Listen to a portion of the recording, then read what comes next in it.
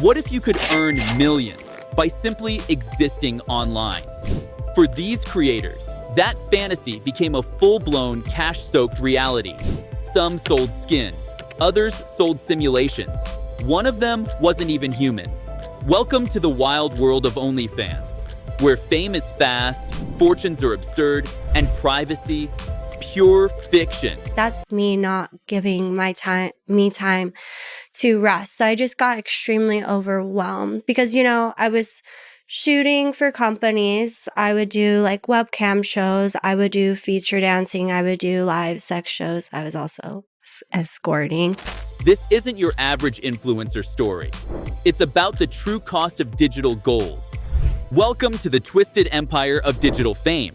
Let's start with digital royalty. Blac Chyna didn't tiptoe into internet fame. She charged in like a hurricane.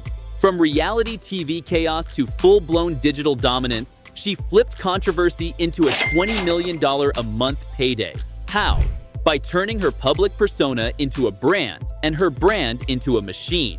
She owns multiple luxury homes, each dripping in opulence. There's a private fleet of Rolls-Royces, Bentleys, and Lambos. And let's not forget Lashed, her personal beauty brand, salon, and growing empire. But the spending? It's the stuff of legend. She once dropped $250,000 on jewelry for a single event, bought a $3.5 million mansion, and redecorated the entire thing in various shades of pink. The rugs? Pink. The chandeliers? Pink. Even the bathroom sinks. I would like to have a 10-car garage with 2 different wings. 5 white cars on the east and the 5 black. The helicopter pad, an infinity pool, a storage warehouse for my products, a recording studio. I want an all-glass house, like light room with all like different flashing lights, because I love lights. Everything needs to be marble. This might sound kind of crazy. I would also like to have a sex room. When she needed a shoot location, she didn't book a studio. She chartered a private jet to Vegas for a 2-hour photo shoot.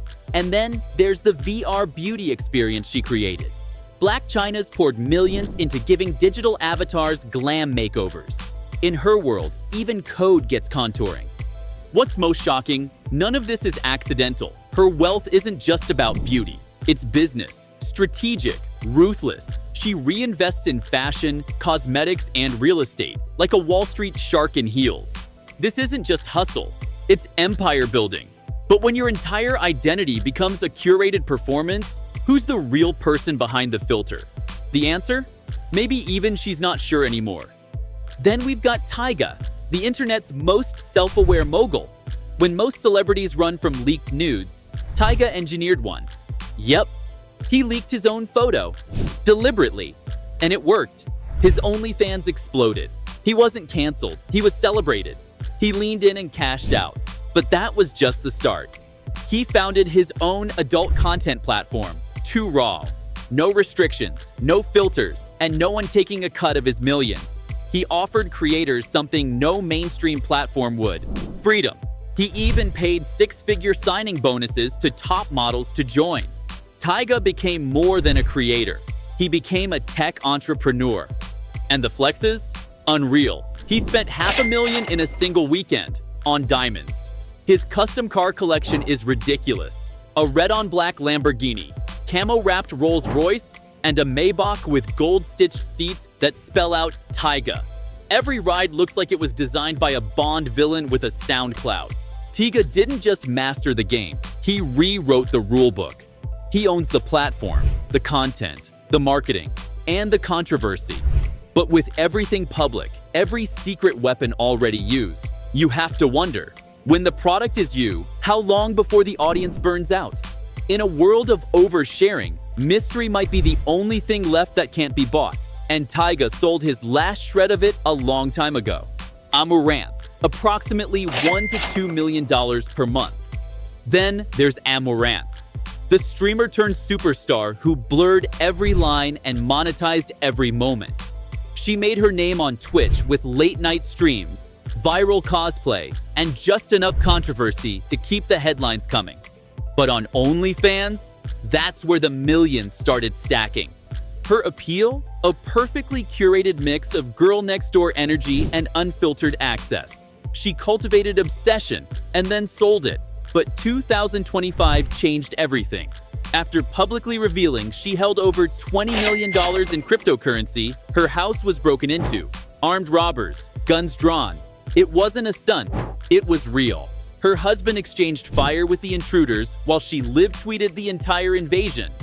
One wrong move, and the story would have ended in tragedy. I've been swatted so much at this point where the cops, they don't even have their guns out anymore. And I tell them, look at my stream too, if I'm online that I'm not dead, right? And they're still obligated to come by. How often are you getting swatted? A few times a month, typically. Most influencers worry about hate comments. She had to worry about home invasions. And yet, even after the trauma, she didn't vanish. She kept the brand going. Quieter, yes, but not broke. Far from it. She bought a gas station, not a stake in one, the whole thing. Why? As a passive income stream, and probably for content too. Then she adopted a miniature horse named Spirit, fully trained for cosplay shoots. Her content sets? Custom designed. Her streaming setup? Constantly upgraded and worth more than most new cars. Every piece of her world is monetized. Every moment turned into marketing. But what happens when your life becomes your brand? When your safety depends on secrecy, but your career depends on constant exposure? Amaranth made millions by sharing it all. And one tweet almost cost her everything. Next up, a woman who sold bathwater, made it a meme, and turned weirdness into an industry. Rise up, gamer boys. It's time to get your gamer girl bathwater.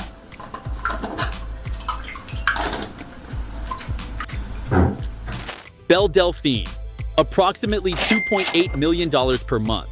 Next up, Belle Delphine, the internet's pastel-drenched, meme-fueled chaos queen. She didn't just sell content, she sold an aesthetic, a joke, a moment. And then she sold the punchline, literally. She made headlines selling her own gamer girl bathwater. 6 figures worth. And that was just her opening act. Belle's world is pure performance. Custom-built cosplay sets featuring animatronic props, life-sized anime bedrooms with velvet walls. She didn't just cosplay characters, she built entire realities around them. Her mystery boxes to fans contained everything from handwritten meme poetry to bizarre props that left Reddit speechless. Her fan base? Obsessive. Her earnings? Insane. She turned absurdity into an art form and monetized it like a mastermind. Her spending is more Willy Wonka than Wolf of Wall Street. Belle has commissioned hand-sewn anime-inspired lingerie sets that cost more than a semester of college. She spends thousands monthly on wigs alone, each one perfectly styled, matched to a character that doesn't exist. Her aesthetic? A cross between Tokyo street fashion and a fever dream. And it works. She controls the chaos. Every stunt, every splashy reveal is planned to explode across the internet. When she vanished from the platform, her comeback was a parody of her own disappearance. She didn't just break the fourth wall, she threw glitter on it and sold it for $49.99 a month.